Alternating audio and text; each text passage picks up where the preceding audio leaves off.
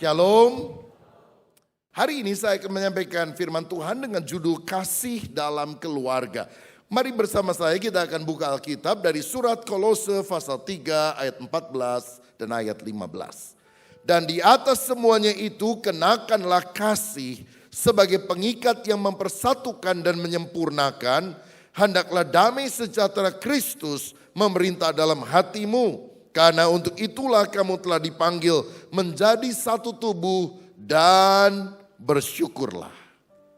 Saya percaya salah satu anugerah Allah terbesar yang Tuhan berikan kepada kita ketika kita ada di atas muka bumi ini adalah keluarga. Tidak ada orang yang menjelang hayatnya berkata, saya menyesal mengapa saya tidak gunakan lebih banyak waktu untuk ada di kantor. Saya menyesal mengapa saya tidak gunakan lebih banyak waktu untuk ada di tempat kerja. Tapi berapa banyak orang berkata saya menyesal mengapa saya tidak gunakan lebih banyak waktu bersama dengan keluarga saya. Pada waktu kita sehat, kita bisa pergi kemana saja kita mau dengan teman-teman akrab kita.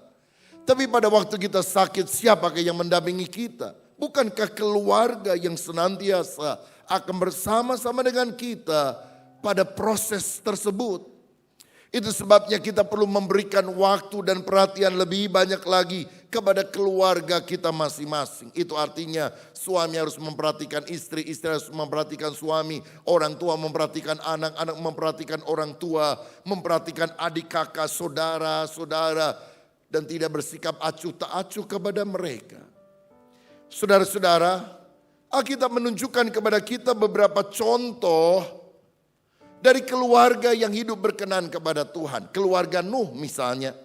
Nuh punya satu orang istri, 3 orang anak, 3 orang menantu. Dan mereka bersama-sama membangun bahtera yang pada saat dibangun itu dihina habis-habisan oleh orang luar. Tapi kita lihat ini ada satu keluarga yang satu visi, satu hati, sejiwa untuk taat kepada Tuhan. Atau seperti keluarga Yosua yang berkata kepada orang Israel, pilih siapa yang kamu mau sembah, apakah ilah Kanaan yang kamu akan sembah? Sekalipun kamu semua menyembah mereka, aku dan seisi keluargaku, kami akan beribadah kepada Tuhan. Ini adalah keluarga yang sungguh-sungguh hidup di dalam iman. Dan bagaimana kita memiliki kehidupan yang sedemikian? Bagaimana kasih itu ada dalam keluarga, keharmonisan menjadi bagian kita. Kuncinya adalah kalau kita hidup di dalam kasih Tuhan. Dan kasih kepada Tuhan harus diwujudkan kepada sesama, mulai dari keluarga. Alkitab tadi berkata, di atas semuanya itu artinya yang paling utama, kenakanlah kasih. Kenapa yang paling utama harus kasih? Karena itulah yang akan mempersatukan dan menyempurnakan. Kalau ada kasih, kita akan kompak, harmonis, bersatu. Lalu kita akan disempurnakan. Apanya? Karakternya. Hal-hal yang buruk dibuang dan karakter yang makin seperti Kristus akan muncul. Di mana prosesnya terjadi? Pertama-tama di dalam keluarga. Lalu dikatakan, hendaklah damai sejahtera Kristus memerintah dalam hatimu. Kalau ada kasih dalam keluarga, damai sejahtera akan memerintah. Hasilnya, dan bersyukurlah. Hidup kita penuh dengan ucapan syukur. Dan jika demikian, bukankah kita sudah mulai mengalami sedikit suasana sorga di atas muka bumi? Tapi sebaliknya, kalau tidak, kita sudah mengalami sedikit suasana neraka di atas muka bumi ini. Saudara, janganlah kita hidup selalu di dalam pertengkaran, kecurigaan, dan hal-hal yang membuat keluarga kita menjadi retak. Saya ingat satu kali ada seorang suami sudah cukup tua, bangun malam-malam karena dia dengar HP istrinya bunyi. Lalu dia pikir, siapa ya malam-malam gini kirim SMS sama istri saya. Jadi waktu dia bangun, dia lihat HP istrinya sambil ngantuk-ngantuk. Dia kaget, ada tulisan beautiful. Wih, kok ada orang berani ya bilang beautiful sama istri saya. Waduh, menggoda istri saya waktu malam. Langsung dia bangunkan istrinya. Bangun, bangun, bangun. Istrinya yang udah tidur kaget. Kenapa? Ada apa bangunin saya? Siapa ini berani merayau kamu bilang beautiful malam-malam? Istrinya juga kaget, dia lihat HP-nya. Dan dia tepuk pundak suaminya, kamu udah tua, nyusahin orang, bangunin orang lagi tidur. Lain kali kalau baca pakai kacamata, ini bukan beautiful, baterai full tulisannya.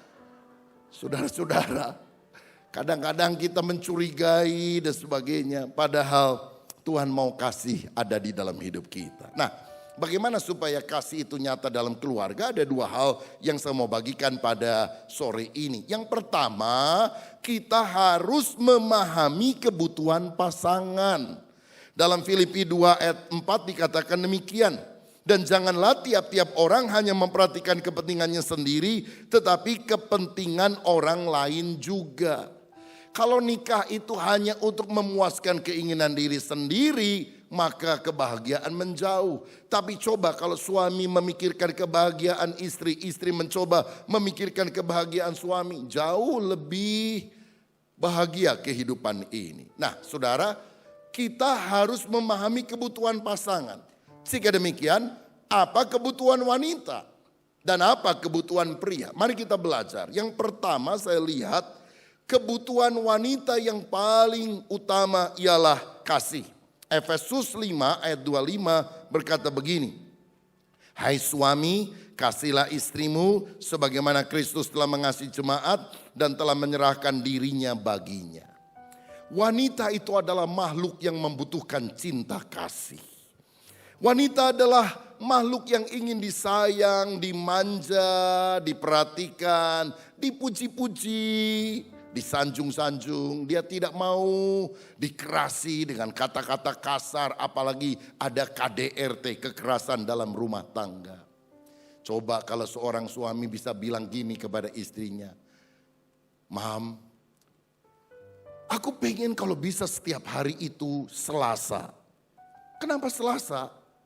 Sebab Selasa di Solga baleng kamu, katanya. Wah, betapa hati istri menjadi bahagia. Yang belum kawin saja kalau dirayu-rayu dengan kata-kata mesra, hatinya luruh.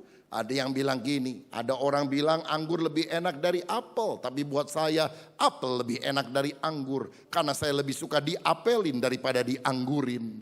Tuh saudara sekalian. Jadi betapa pentingnya kata-kata mesra itu mengalir. Coba perhatikan hal baik apa yang ada pada anggota keluarga kita. Dan belajar memberikan pujian kepada pasangan, kepada anak, kepada orang tua, kepada adik dan kakak, kepada anggota keluarga. Teringatlah saya sepasang suami istri orang India yang dulu agamanya Hindu jadi Kristen. Setelah setahun mereka ke gereja, satu kali di gereja diadakan acara ramah tamah. Jadi habis kebaktian orang-orang bisa menikmati snack makanan kecil sambil minum kopi atau teh.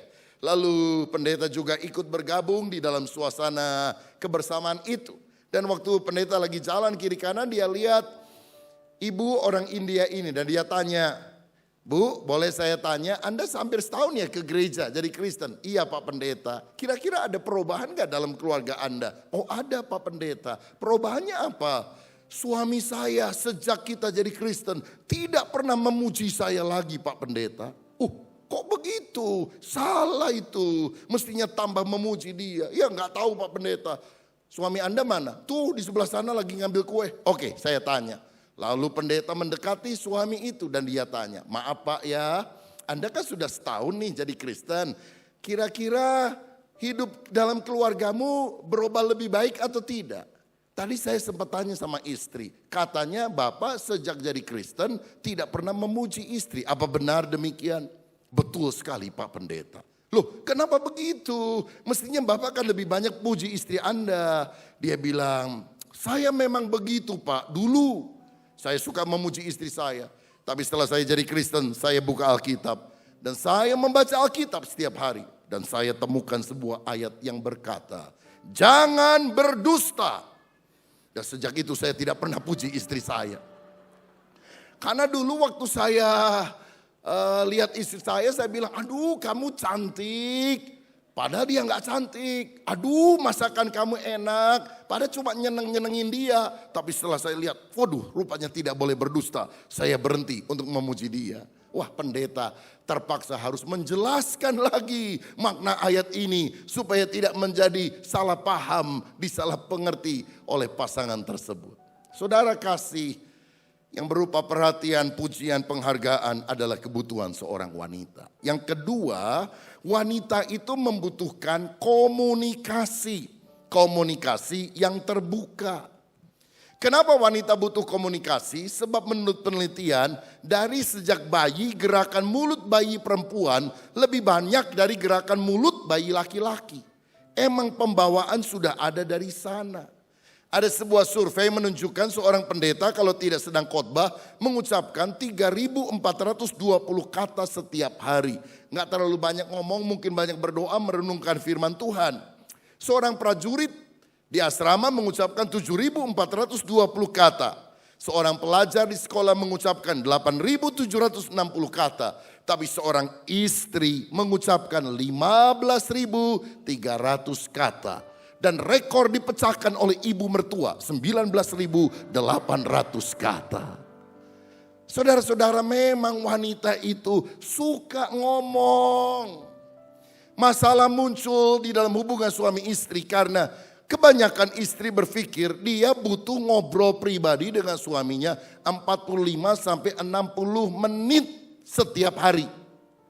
Padahal suaminya merasa cukuplah dia berkomunikasi langsung dengan istrinya 15 sampai 20 menit saja setiap minggu.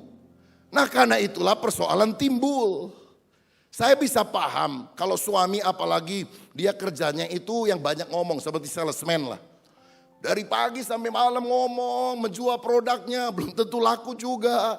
Udah pulang ke rumah capek, tenggorokan udah kering. Maunya apa saudara? Maunya tidur, maunya nonton TV paling, maunya buka laptop, maunya baca koran. Tapi istrinya kalau dia ibu rumah tangga, sepanjang hari dia pengen ngomong sama suaminya. Kapan suami saya pulang? Kok lama ya belum pulang-pulang? Begitu suaminya pulang, 15.000 kata dia mau muntahkan semuanya. Sedangkan suami ingin kalau bisa dia diizinkan tidur dan dia tidak dengar satu patah kata pun dari istrinya. Nah, inilah yang menjadi biang keributan. Apa yang kita harus lakukan? Kompromi, harus belajar saling memahami. Jadi suami, sediakanlah telinga lebih banyak lagi bagi istri. Walaupun kadang-kadang istri kalau ngomong suka diulang-ulang, saudara-saudara. Ya, itulah kebutuhannya. Kebutuhan yang ketiga dari wanita adalah keuangan. Ada 4K ya. Kasih, komunikasi, yang ketiga keuangan. Bahasa sederhananya gini, gimana pun juga perempuan itu butuh duit, saudara-saudara. Apa bisa hidup tanpa uang? Hanya cinta? Aduh pap, lapar belum makan, I love you. Ini uang sekolah anak gimana ini, mesti dibayar, gak ada duitnya. Wah ini, apa bisa masalah selesai dengan itu? Saudara-saudara, cinta itu perlu dinyatakan dalam tindakan. Tindakannya apa? Bekerja, mencari nafkah untuk bisa membiayai seluruh keluarga. Kalau saudara bekerja sungguh-sungguh untuk membiayai keluarga, engkau sedang beribadah kepada Tuhan. Karena 1 Timotius 5 ayat 8 berkata demikian. Tetapi jika ada seorang yang tidak memeliharakan sanak saudaranya, apalagi seisi rumahnya, orang itu murtad dan lebih buruk dari orang yang tidak beriman. Tidak memelihara keluarga, tidak mencukupi kebutuhan, lebih jelek loh dari orang kafir. Cukup itu memang relatif. Tapi setidaknya kebutuhan-kebutuhan dasar kita coba penuhi. Jadi kalau suami bekerja, istri ibu rumah tangga, maka suami perlu menyediakan uang belanja yang cukup untuk makan seluruh keluarga. Uang untuk kebutuhan anak-anak, uang sekolah, uang baju seragam dan sebagainya. Dan selain itu istri juga perlu dapat uang jajan. Uang jajan ini adalah uang yang diberikan kepada istri. Dan beda dengan uang belanja, beda dengan uang buat anak. Ini uang jajan bisa dipakai dia jajan, beli baju, beli sepatu, beli tas. Atau dia kasih sama orang tuanya dia kasih sama saudaranya. Dia mau sumbang kemana, terserah dia. Jadi saudara boleh melupakan khotbah saya hari ini tidak jadi masalah. asal pulang dari tempat ini. Para pria, kasih uang jajan 2 kali lipat lebih banyak dari yang biasa Anda lakukan. Itu tanda suami bertobat. Ada amin ibu-ibu? Sudah dibela-belain tidak ada amin, aduh. Keuangan itu kebutuhan wanita. Yang keempat, komitmen keluarga. Wanita itu membutuhkan seorang suami, seorang pria yang punya komitmen terhadap keluarga. Artinya dia tidak hanya sibuk bekerja, tapi dia juga mencurahkan waktu, pikiran, perhatian soal pendidikan anak, soal hal-hal yang terjadi dalam keluarga. Dan tidak berkata, udahlah kamu yang uruslah, saya mau kerja yang lain kamu yang urus semuanya. Dia ingin suaminya juga peduli dengan apa yang terjadi, dengan keadaan di rumah. Tidak hanya sibuk terus, dia juga mau menyediakan waktu untuk bermain dengan anak.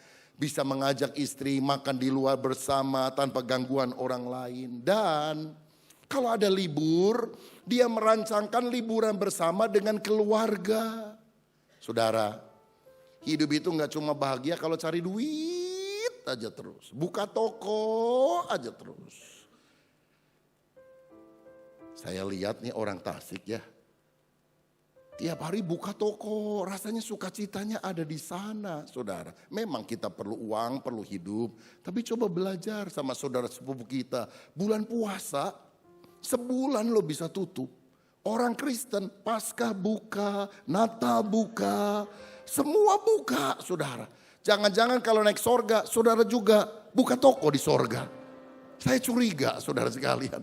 Atau kalau saya sarankan, supaya lebih laris, jualannya jangan di sorga, di persimpangan neraka. Itu lebih banyak orang lewat sana, saudara-saudara. Lebih laris nanti. Maksud saya begini, kerja itu perlu. Tapi menikmati kehidupan bersama dengan keluarga. Supaya ada sweet memory yang kita tanamkan di dalam anak-anak kita.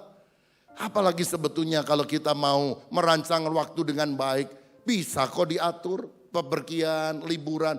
Gak harus yang jauh-jauh. Ke Situ Gede, ke Pangandaran, ke Lembang. Yang penting kebersamaannya. Makan tidak harus di restoran yang mewah. Karena duduk bersama menikmati makanan sederhana sudah merupakan kemewahan. Dan jangan sampai kalau kita mau liburan, berantem di jalan gara-gara hal sepele. Yuk liburan, kemana? Dekat aja Garut. Begitu di perjalanan di mobil, mau makan di mana nih udah lapar. Suami bilang restoran A, istri bilang restoran B. Lalu anak bilang restoran C, berantem di mobil akhirnya balik ke Tasik. Gara-gara apa saudara? Tidak sepakat soal restoran. Ini kan masalah kecil yang merusak seluruh rencana liburan. Coba saudara, kalau ada liburan tutuplah toko pekerjaan. Nikmati hidup selagi Tuhan masih memberikannya. Oh nanti saya nikmati hidup sudah tua. Aduh udah tua jalan aja susah saudara-saudara sekalian. Saya pernah nih sama istri ya naik the Great Wall of China. Waduh itu tingginya luar biasa. Pas bulan Agustus musim panas. Waduh udah basah semuanya. Saya bilang sampai yang paling atas sebisa mungkin. Karena apa saudara diberitahu. Kalau yang paling atas itu nanti ada yang jual piagam. Saya sudah sampai puncak begitu saudara. Waduh jadi tangga pertama. Itu jauh saudara. Lalu yang kedua. Lalu yang ketiga, waduh udah ngos-ngosan. Waduh dapat kita bisa beli di sana. Istri saya bilang, aduh udahlah capek. Nih saya bilang, kita teh bukan tambah muda, tambah tua. Kalau 5 tahun lagi kita ke sini, bukannya tambah mampu, tambah kagak mampu. Sekarang, it's now or never. Dan dia semangat karena dapat medali. Anak-anak saya juga ikut saudara. Wah dapat semuanya. Wah kita sudah memanjat tembok China. Begitu turun paling bawah masuk toko. Ternyata dia juga jual apa yang ada di paling atas. Saya bilang kurang ajar dikerjain nih saudara sekalian. Tahu gitu mah gak sampai ke atas. Tapi kita bisa selalu mengingat peristiwa itu. Sudah bertahun-tahun, sudah lama. Tapi kalau saya ngobrol sama anak-anak ingat peristiwa itu. Kita geli dikerjain sama orang China sana saudara sekalian. Masalah soal piagam tersebut. Tapi itu memberikan sukacita, kebersamaan. Ada usaha bersama untuk mendaki tembok China. Coba ambil liburan. Sekali lagi tidak harus ke luar negeri, tidak harus yang mahal-mahal. Yang dekat yang penting ada kebersamaan. Indonesia itu enak loh, banyak hari liburnya. Presiden Jokowi baru kasih tambahan 1 hari libur, 1 Juni. Mulai tahun depan libur juga, hari lahirnya Pancasila. Apalagi kalau yang tinggal di Bali, lebih enak lagi. Karena di Bali itu selain libur nasional ada libur lokal. Galungan libur, Kuningan libur. Namanya juga Bali, banyak libur. Nah saudara-saudara, gunakanlah hari-hari libur untuk membangun keintiman, kemesraan dalam keluarga. Jadi ada 4K kebutuhan wanita. Kasih, komunikasi, keuangan, komitmen. Nah yang wanita nggak perlu hafal, nggak apa-apa.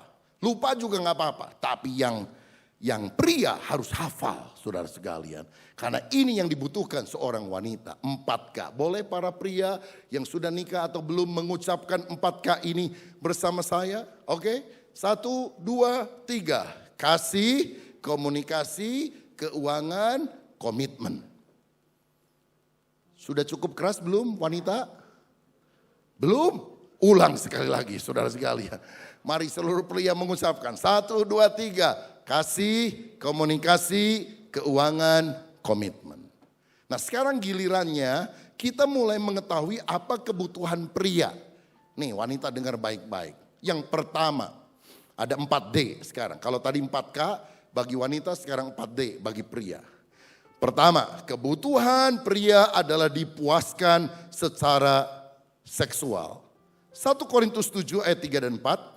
Hendaklah suami memenuhi kewajibannya terhadap istri, demikian pula istri terhadap suaminya. Istri tidak berkuasa atas tubuhnya sendiri, tetapi suaminya. Demikian pula suami tidak berkuasa atas tubuhnya sendiri, tetapi istrinya. Kebutuhan pertama dari seorang pria adalah dipuaskan secara seksual oleh pasangannya. Ada kewajiban yang perlu dipenuhi oleh pasangannya. Karena bagi seorang wanita cinta itu berarti kata-kata sayang, dimanja, diperhatikan. Tapi bagi para pria kata cinta itu juga berarti hubungan seks. Nah para wanita mesti ngerti karena Alkitab selanjutnya bilang jangan ada di antara kalian saling menjauhkan diri kecuali dalam persetujuan bersama untuk sementara waktu yang singkat. Dan setelah itu bersama-sama lagi hidup sebagai suami istri supaya kamu tidak jatuh di dalam dosa karena tidak tahan bertarak. Alkitab juga bilang begitu, itu kebutuhan pria dipuaskan secara seksual. Jadi kalau pria menyatakan kebutuhan kepada istrinya, istri harus peka. Jangan menolak sambil bilang gini, Pap, kamu coba pikiran bersih, kudus begitu. Jadi kamu itu kalau mikir KKR, seminar, retreat, kemuliaan Tuhan, ya Shekinah glory dinyatakan. Jangan mikir yang begini-begini tuh. Udah ke gereja tapi mikirnya begitu. Saudara, ini adalah kebutuhan yang ketika dipuaskan di dalam hubungan pernikahan itu bukan suatu dosa. Yang gak boleh kan sebelum menikah atau setelah menikah dengan orang yang bukan pasangannya. Sebab siapa yang pertama kali mikir soal seks? Tuhan. Tuhan menciptakan manusia itu laki-laki dan perempuan dengan perbedaan jenis kelamin. Dengan perbedaan seksual. Jadi seks adalah sesuatu yang kudus dalam konteks pernikahan. Antara seorang pria dan seorang wanita yang adalah pasangannya. Nggak boleh laki sama laki. Perempuan sama perempuan. Gay, lesbian. Kan nggak boleh. Karena Alkitab juga bilang Tuhan menciptakan manusia pertama Adam dan Hawa. Bukan Adam dan Hendra. Adam and Eve, not Adam and Steve. Saudara-saudara. Jadi mari kita hidup selaras dengan firman Tuhan. Di Indonesia aja orang tahu kok ya. Adam dan Inul bukan Adam dan Ipul, saudara. Kalau Adam dan Ipul masuk penjara tuh. Itu sebabnya ini dipuaskan secara seksual, secara monogami di dalam pernikahan. Yang kedua, kebutuhan pria adalah didampingi. Didampingi oleh siapa? Oleh pasangannya yang dia harap tampil menarik. Perhatikan ini.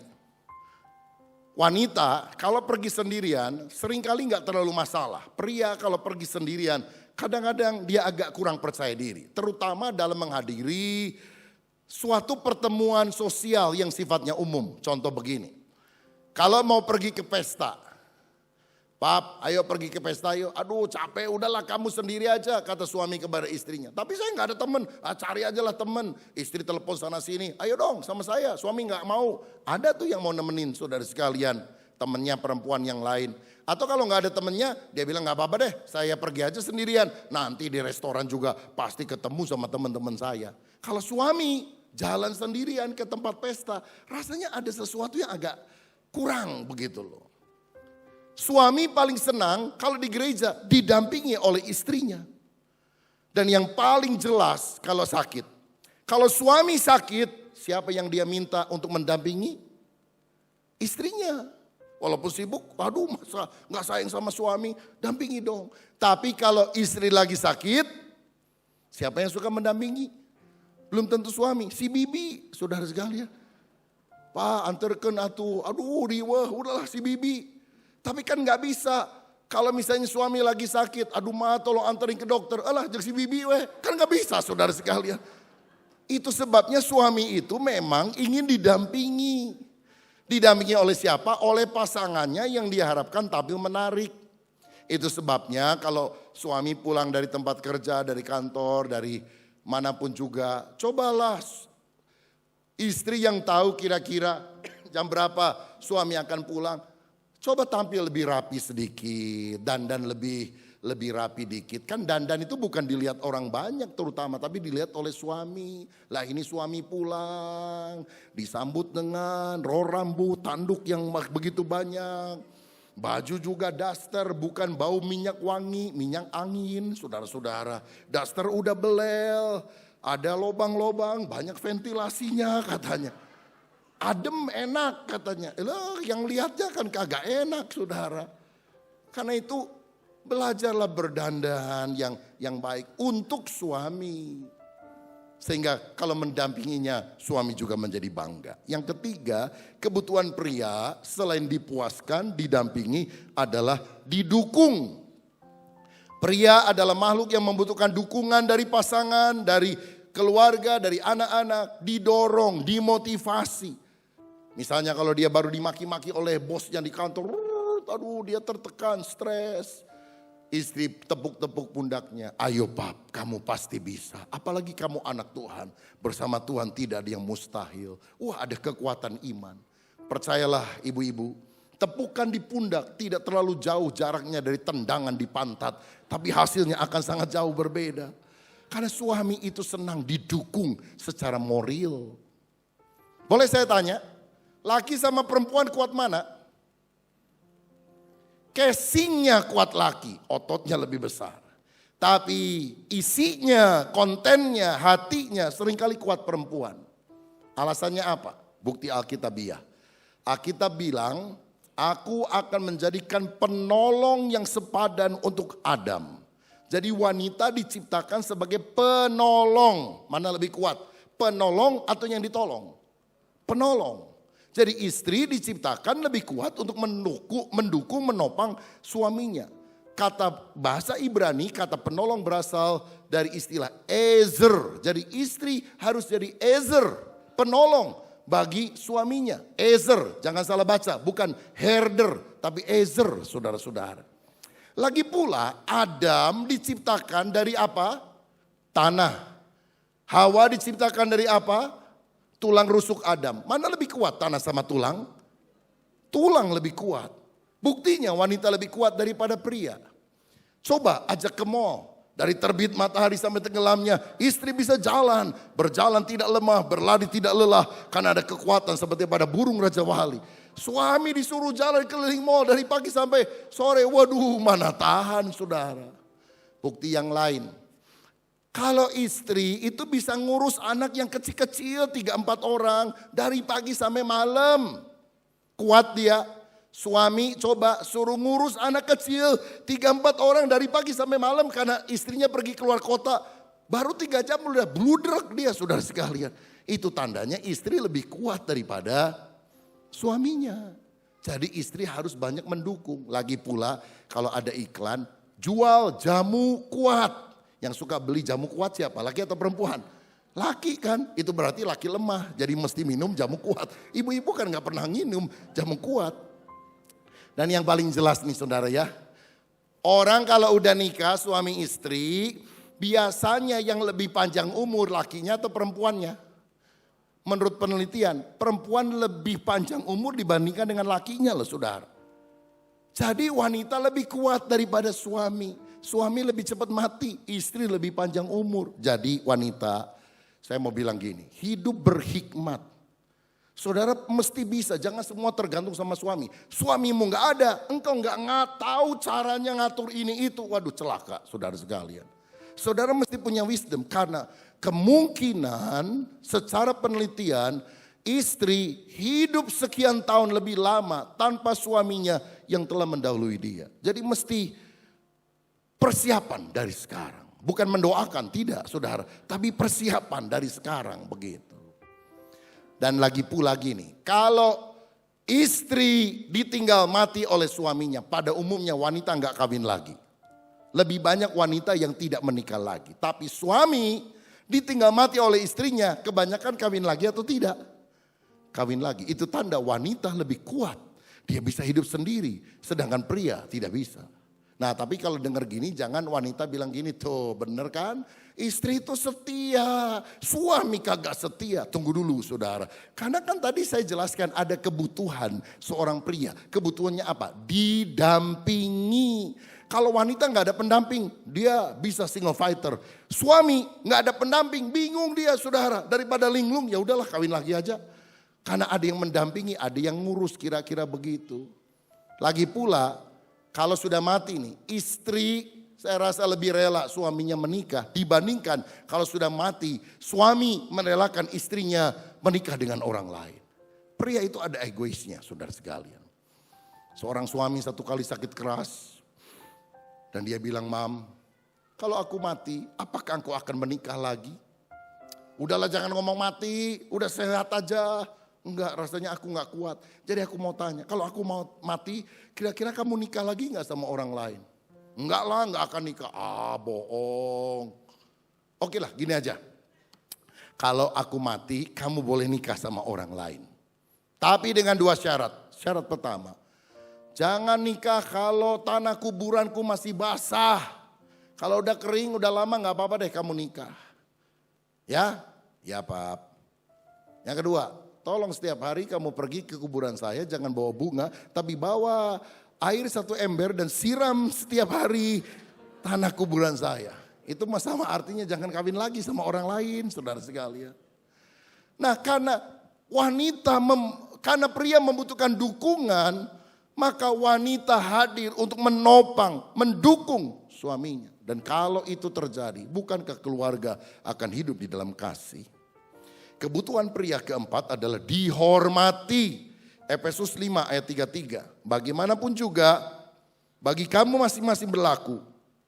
Kasihlah istrimu seperti dirimu sendiri, dan istri hendaklah menghormati suaminya. Ayat Alkitab tepat banget ya.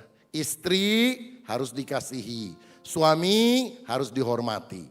Karena kebutuhan utama istri dicintai, dikasihi. Kebutuhan suami dihormati.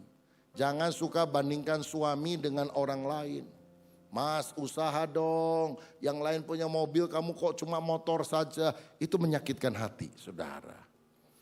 Kok dia usia segitu masih sebaya sama kamu, masih ganteng ya. Kok kamu tidak? Dulu kamu ganteng, sekarang gentong, perut maju ke depan. Itu menyakitkan hati saudara sekalian. Jadi mari kita sadar pria punya 4D yang merupakan kebutuhannya. Pertama dipuaskan, kedua didampingi, ketiga didukung, dan keempat dihormati. Haleluya. Jadi saya ajak sekarang para wanita mengucapkan bersama saya 4D kebutuhan pria. Pria lupa gak apa-apa, gak tahu juga gak apa-apa, tapi wanita harus tahu 4D ini. Pertama dipuaskan, kedua didampingi, ketiga didukung, keempat dihormati. Oke siap? Wanita 1, 2, 3 dipuaskan, didampingi, didukung, dihormati. Bapak-bapak, para pria, apakah wanita sudah mengucapkan cukup keras? Belum, ucapkan sekali lagi. 4D yang pertama, dipuaskan, didampingi, didukung, dihormati. Amin. Kalau 4K kebutuhan wanita dan 4D kebutuhan pria dilakukan, maka kasih akan terjadi dalam keluarga. Ini dari penelitian internasional loh saudara. Bukan dari omongan saya ini. Ini sudah disurvei secara internasional. Ada 4 kebutuhan utama wanita, 4 kebutuhan pria. Dan ketika kita saling mengetahui kebutuhan masing-masing dan berusaha memenuhinya, kasih mengalir dalam keluarga. Yang terakhir sekarang, bagaimana supaya keluarga kita harmonis penuh dengan kasih? Yang pertama tadi kita harus memahami kebutuhan pasangan, 4K wanita, 4D pria. Yang kedua kita harus mengembangkan karakter yang baik. Nah untuk itu ada 3B yang saya mau usulkan kepada saudara. Yang pertama, kalau kita ingin mengembangkan karakter yang baik, buanglah kebiasaan yang menjengkelkan. Seringkali di dalam keluarga ribut-ribut itu tidak disebabkan oleh masalah yang besar. Tapi oleh hal-hal kecil yang terus berulang-ulang bahkan bertahun-tahun dan bikin hati jadi kesel. Ingat saudara, orang jatuh itu bukan karena menyandung batu gunung yang besar. Tapi kerikil yang kecil yang membuat orang menjadi tergelincir. Jadi perhatikan hal yang kelihatannya sepele, remeh, tapi ngeselin. Contoh, istri teliti, suami sembarangan. Istri kalau nyimpen sesuatu tertib sekali. Pokoknya kalau udah dipakai mesti ditaruh di sana. Suami satu kali mau gunting kukunya. Mam, gunting kuku di mana? Sorok, paling atas, sebelah kiri, dekat televisi. Udah tahu saudara sekalian. Langsung dia buka, dia ambil, mulai potong sambil jalan-jalan saudara. Lalu dia pergi keluar ke garasi, udah selesai ditaruh aja di garasi. Istri mau pakai besoknya bingung kan, nggak ada. Dicari-cari suami lupa. Waduh dibongkar-bongkar sana sini ketemu di garasi. Apa nggak jengkelin saudara sekalian? Nah ini kebiasaan-kebiasaan semacam itu. Istri sudah beli tempat jemuran anduk dari stainless steel. Pap kamu teh kalau udah mandi tolong taruh di sini. Dibuka gitu supaya sinar matahari kan membuat cepat kering. Suami habis mandi lempar ke sofa. Habis mandi lempar ke kasur. Habis mandi paling jauh dicantolin itu di mana saudara sekalian? Di kamar mandinya, di kapstok. Istri berkali-kali bilang, aduh Pak tolonglah. Kamu kan sudah nikah sama saya puluhan tahun. Masa sih gini aja gak mau? Suami diam saudara. Karena diomongin begitu kesel, suami bilang, kamu kan udah puluhan tahun juga mengerjakan itu. Ya tambah sekian puluh tahun lagi gak apa-apalah udah tanggung katanya. Saudara-saudara. Atau sebaliknya, suami ingin rumah tertib, rapi, bersih, teratur. Istri ada yang jorok, ada yang berantakan. Lihat rumah berantakan biasa aja. Suaminya rasa aduh jangan kotor dong, jangan berantakan dong. Saudara-saudara, itu kan sesuatu yang bukan masalah besar tapi bikin jengkel. Kalau kita tidak melihat perubahan dari kehidupan pasangan kita. Ngomong-ngomong soal kerapian, saya baca di Alkitab waktu Yesus bangkit dari antara orang mati. Murid-murid kan masuk ke kubur. Dia tidak melihat mayat Yesus karena dia sudah bangkit. Yang dilihat apa? Kain kafan dan kain peluh yang sudah tergulung. Yang gulung siapa? Kan bukan murid, pasti Tuhan Yesus. Tuhan Yesus itu tertib banget loh saudara. Bangkit dari antara orang mati, kain kafan dilipat, kain peluh digulung, disimpan rapi begitu. Aduh luar biasa. Ini bukan bangun tidur, bangkit dari kematian. Jadi ciri murid Yesus sejati rapi. Yang kurang rapi rumahnya mungkin belum murid Yesus saudara sekalian. Jadi perlu bertobat hari ini, haleluya. Buang kebiasaan yang menjengkelkan. Kedua, belajar sabar, kuasai emosi. Amsal 14 ayat 17 berkata demikian. Siapa lekas naik darah berlaku bodoh, tetapi orang yang bijaksana bersabar. Ayat 29. Orang yang sabar besar pengertiannya, tetapi siapa cepat marah membesarkan kebodohan. Orang yang tidak bisa sabar, tidak bisa menguasai emosi adalah orang bodoh. Sebab pada waktu kita emosional, kita tidak rasional. Dan kita mulai mengatakan, melakukan sesuatu yang seringkali menyakitkan pasangan hidup kita. Belajar sabar. Kalau mau marah, tolong duduk dulu sebentar. Renungkan dulu, pilih kata-kata yang bijaksana. Jangan menyakitkan. Amsal 15 ayat 1 berkata, jawaban yang lemah lembut meredakan kegeraman, tetapi perkataan yang pedas membangkitkan marah. Duduk tenang, merenung, introspeksi diri. Dan kalau kita bisa melakukannya setiap hari, keluarga kita jauh lebih utuh. Kalau rasanya udah sumpek mau marah, bagaimana supaya bisa lebih sabar? Banyak berdoa. Kalau kita banyak berdoa, kita bisa ngomong loh seperti Yesus. Bapa, ampunilah dia. Walaupun dia tidak tahu apa yang dia perbuat. Saudara-saudara, belajar sabar, kuasai emosi kita. Dan yang ketiga, yang terakhir, bersifat rendah hati, jangan gengsi. Kenapa orang ribut?